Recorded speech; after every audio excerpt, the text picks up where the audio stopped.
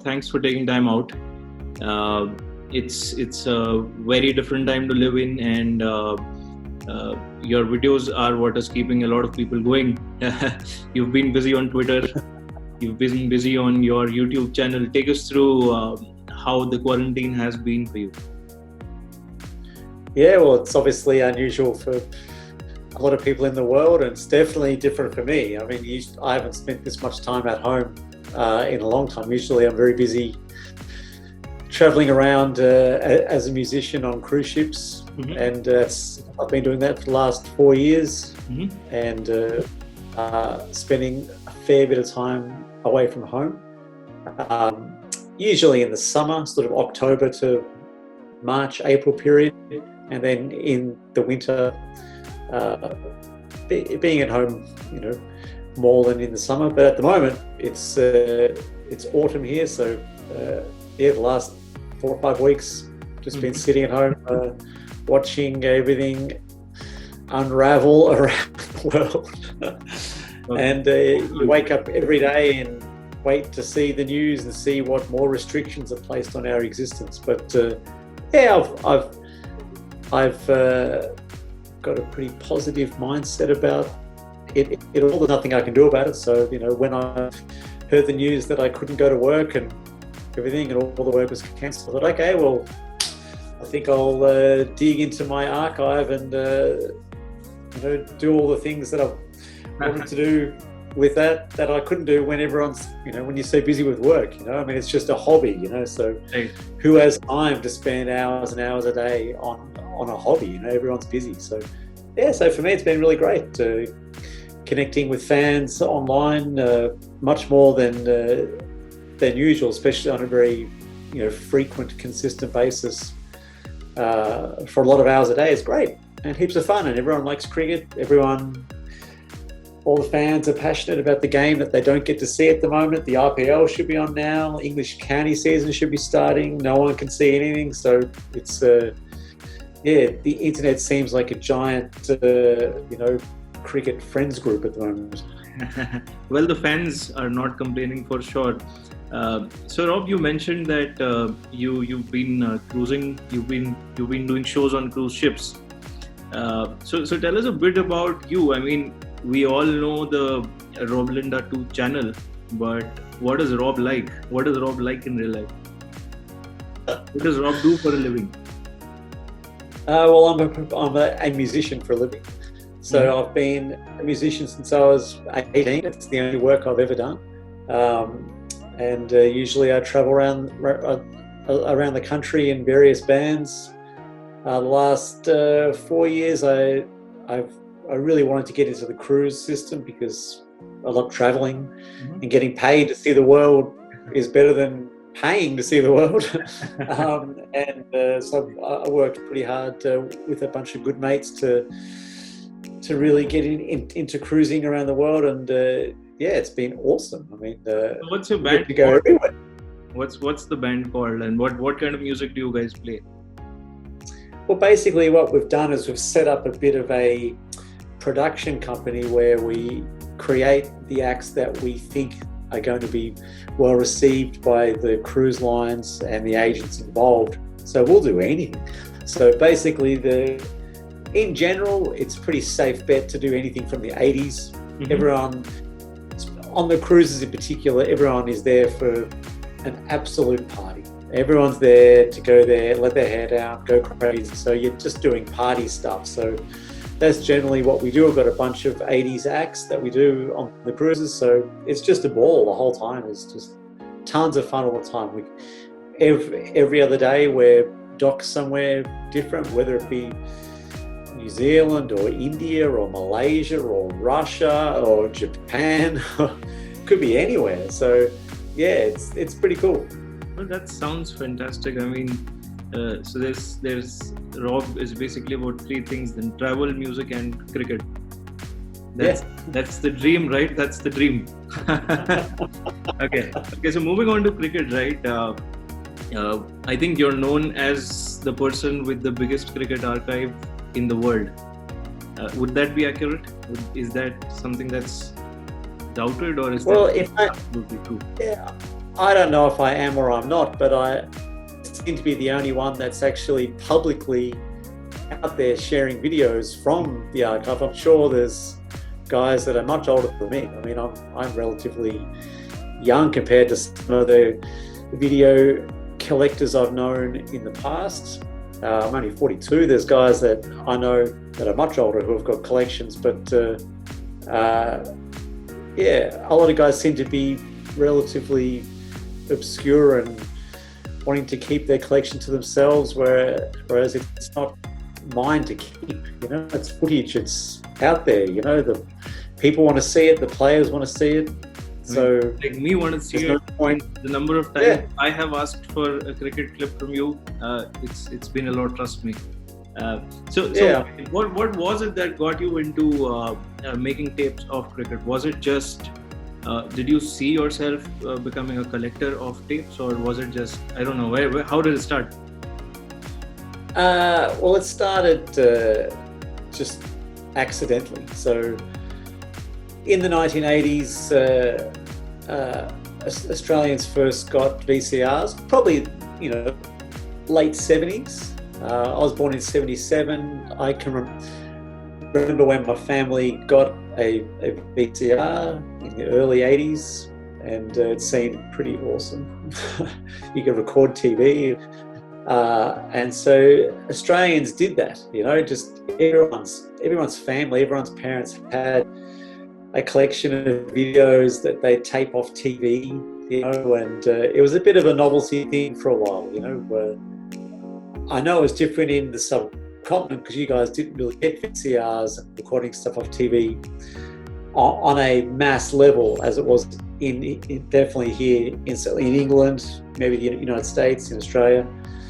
And yeah, it was pretty fascinating, you know. Just the VCR itself was a really awesome thing, you know. It was like a top-loading VCR where the tape had to be inserted with this top mechanism, and you know, you had to dial in the TV stations. And yeah, so my dad would record lots of really bad movies, just old movies, and on Channel 9, and he'd leave the tape going when he recorded it.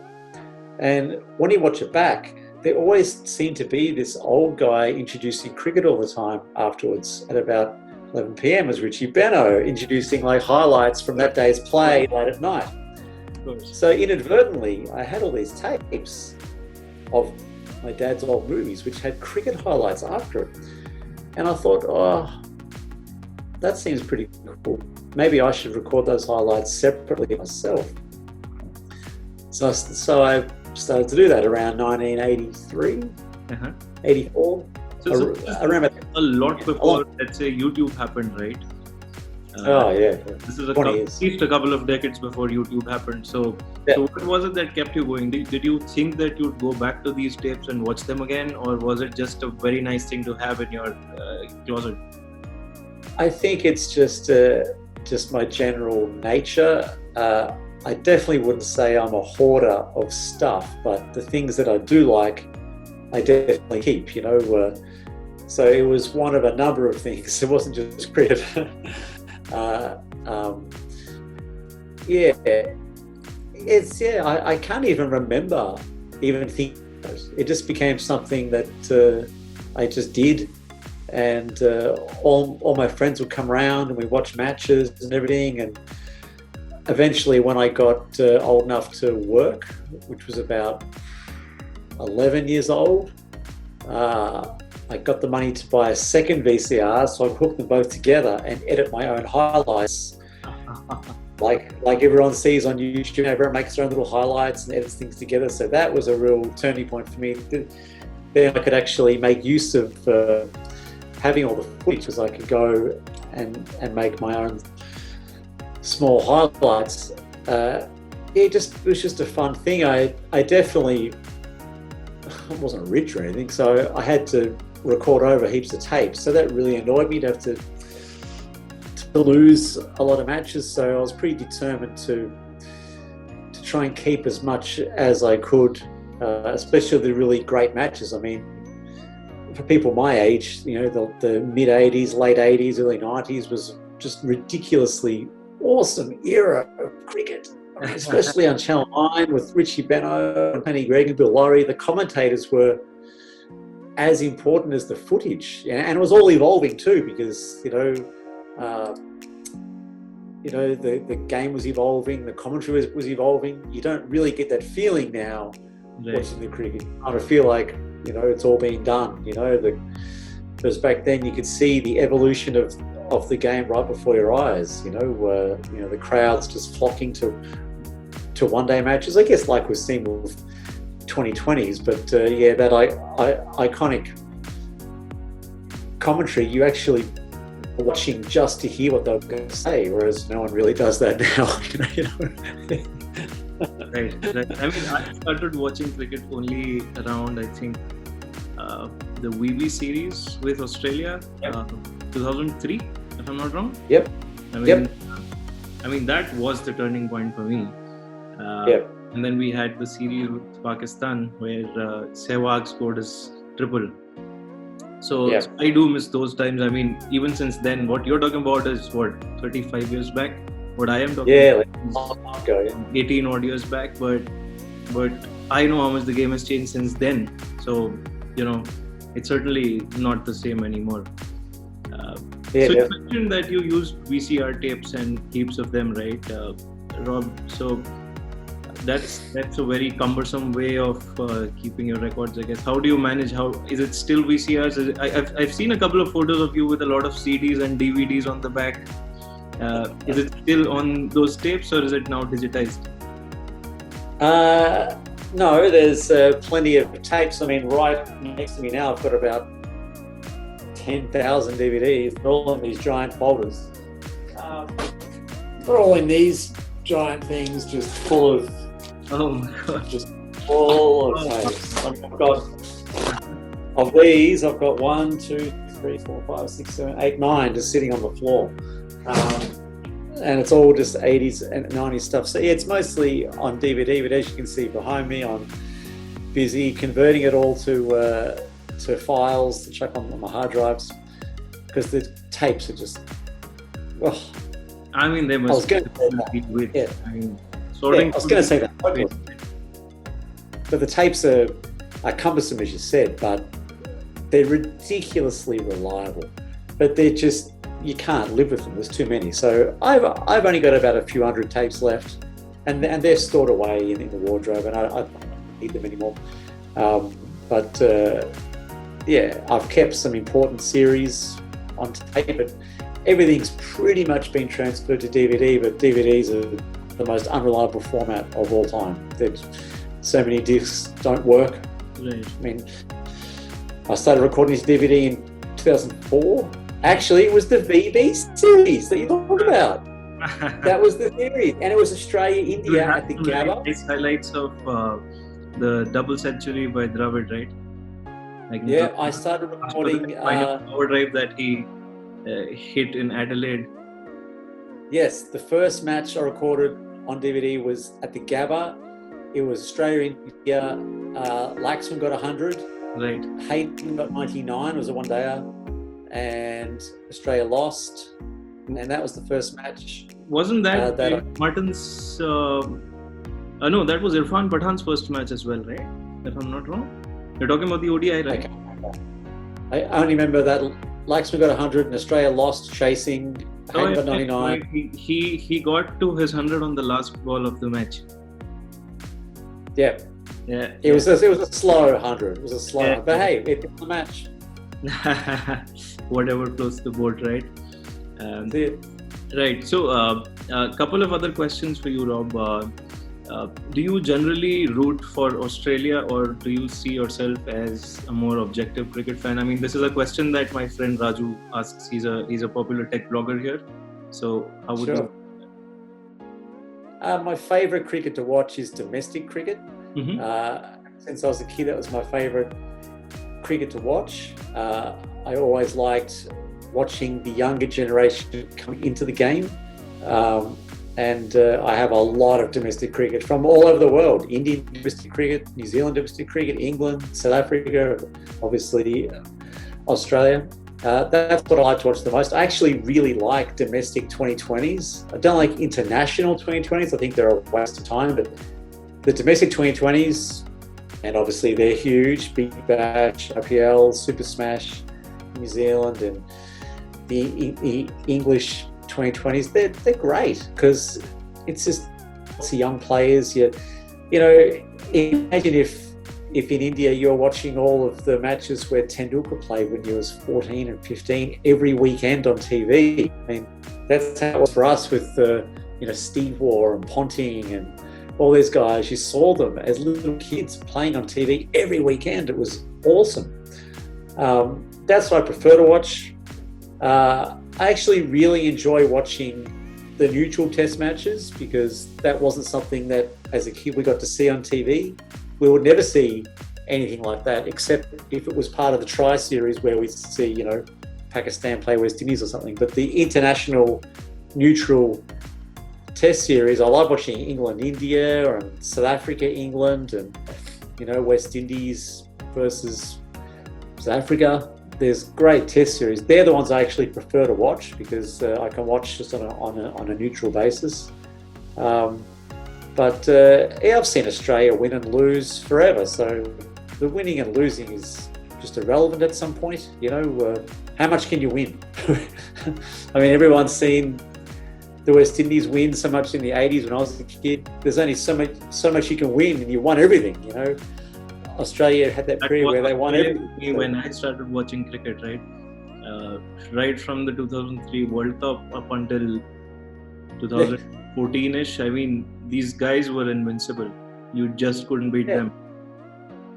Yeah, I mean, they won everything. So, yeah. And then you think, maybe winning's not the best thing of all the teams to win because they're getting paid to win. But from a fan point of view, you just want to see pure, awesome cricket. You want to see, great innings and great bowling, not just one team just demolishing other teams just over and over again. I mean, the West Indies didn't bore us as Australians in the 80s. I mean, they just obliterated us. I mean, violently obliterated us. Broken bones in almost every other match. Yeah, it was amazing to watch. You just thought, wow, we bow to your cricket mastery. You got four guys that are 7 foot that are bowling 150 Ks, and then you got Haynes, Greenwich, Richie Richardson. It was just carnage all the time, but it was great to watch. And I know that my generation, having spoke to so many people online, they love that era of the late 80s where we were losing so much, but the cricket was so incredible to watch. And that's what you want to see. You want to see just the awesome contest, and not just Australia making 3 for 700 and then bowling the other team out for 150 each innings. I mean, that gets old really quickly, So you want to see contests, proper contests, and that's what everyone wants in Test series. Like the Ashes last year we drew the series, but every match was just on the edge of your seat. Every match, and that was really great. Right, and in fact, even when India toured England last, India did lose, but that series was so tightly fought. I mean, like you said, everyone was on their edge of the seats for pretty much as long as the matches lasted. So the cricket the scoreline in good hands. Yeah, the eventual scoreline often. It's nowhere close to what really happened in the match, right? Yeah. Most of these matches. Yeah, and especially when touring teams go over to England or just in general overseas. I mean, Australia went to England in 2015 and we lost, but it was pretty close for most of the series. In the end, in 2013, we didn't win a single test, yet we could have easily won 2. And in the end, you think about it, that was a thrashing when you see the scorecards, but it didn't seem like that at the time. It seemed like, hey, this is a contest here. But yeah, so that's what you want. You want to see the contest, but yeah. Right. So coming back to Rob of the YouTube channel, right? I'm pretty sure you get stopped by fans all the time, especially on the internet. So, are there any interesting incidences that you had with fans?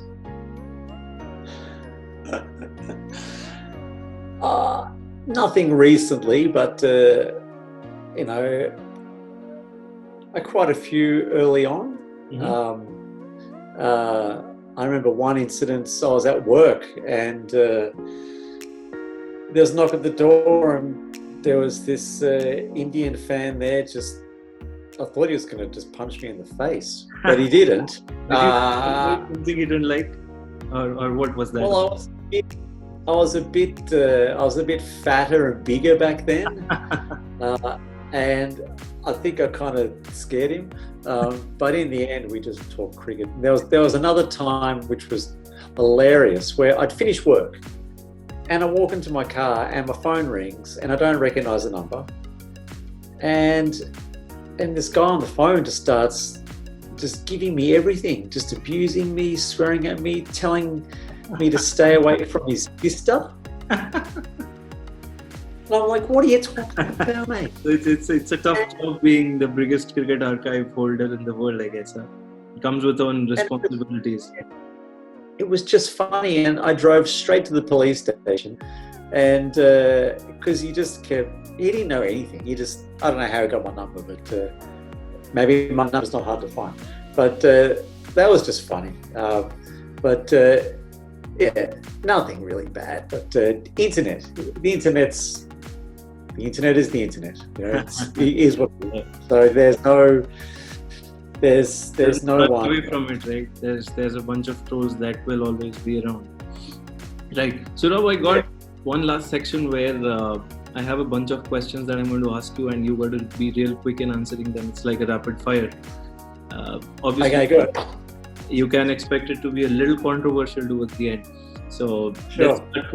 Let's start with who's the best Test batsman? Is it Smith or is it Kohli? Test batsman, I'm giving it to Smith. Right. The most underrated batsman who started playing after 2000? Underrated. I'd say maybe Graham Smith. Okay. So if you could be a cricketer, who would it be?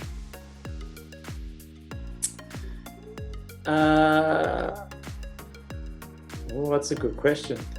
I reckon Adam Gilchrist. Okay, I'm going to ask you why later, but let's move to the next one. This one comes from my colleague Mrigank. He asks, you're famous for your video titles. Which one's your favorite? And it can't really have a cuss word.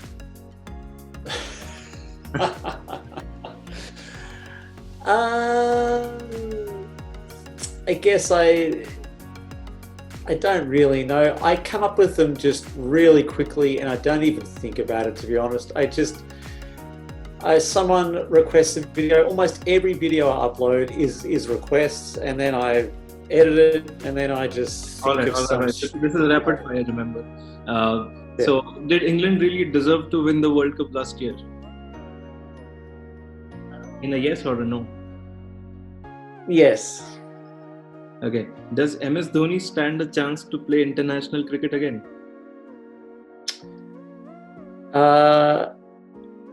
Yes. Okay. Now let's go back to the video title that you were talking about.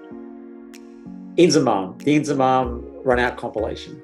Oh, I've seen that one, and I think that's just brilliant. The poor guy does cop a bit of criticism. He's not that bad, but it's just funny to watch him get run out. Yeah, I mean, when I made the video, I just thought any title I make is going to be so funny. Because people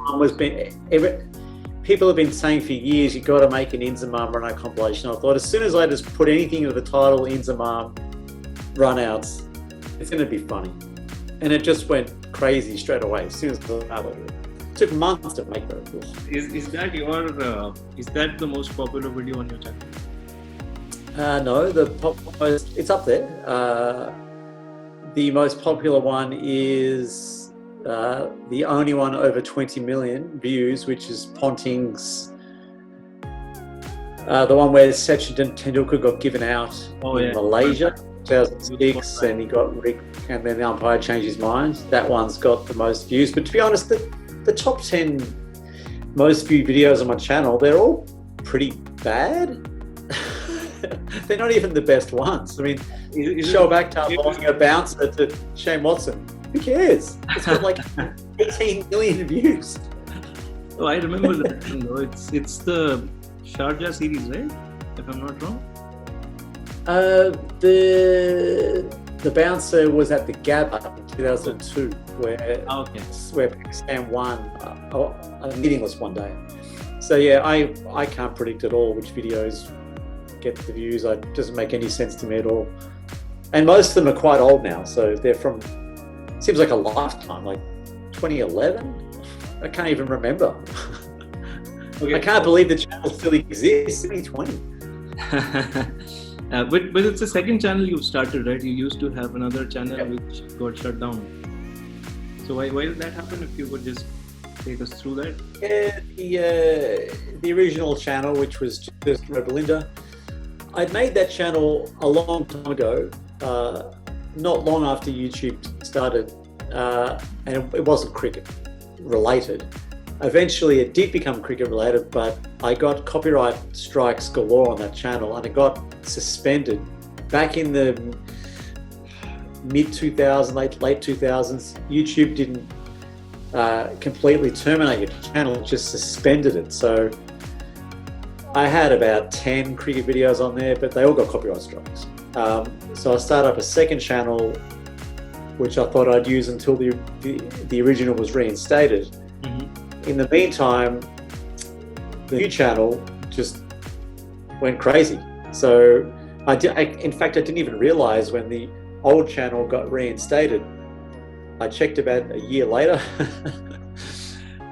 and I've forgotten about it. So it's still there, and I did upload other stuff to it over the course of time, because the main channel is limited to 15 minutes footage, whereas the old channel is unlimited. So if I've got any long footage, generally I upload it to the other channel, but I haven't uploaded anything to that channel in, I can't even remember, ages. Right. Ages and ages. So Rob, I think we're running out of time. So before we sign off, I think I have a request for you, a video request, of course. Sure. I can't let you go without one, right? How about compilation of Pakistani bowlers troubling Shane Watson? I know at least a couple of incidences. There's Shoaib Akhtar, there's Wahab Riaz, who did a really good job in the semi-finals, I think it was, of the 2015 World Cup. And I'm sure you'd have a lot more examples of this, right? Yep. I can do that. That's definitely possible. Well, World Cup stuff is a bit tricky because the ICC have told me to not upload any ICC events recently, because they've opened up their archive very slowly. But yeah, I'll see what I can do.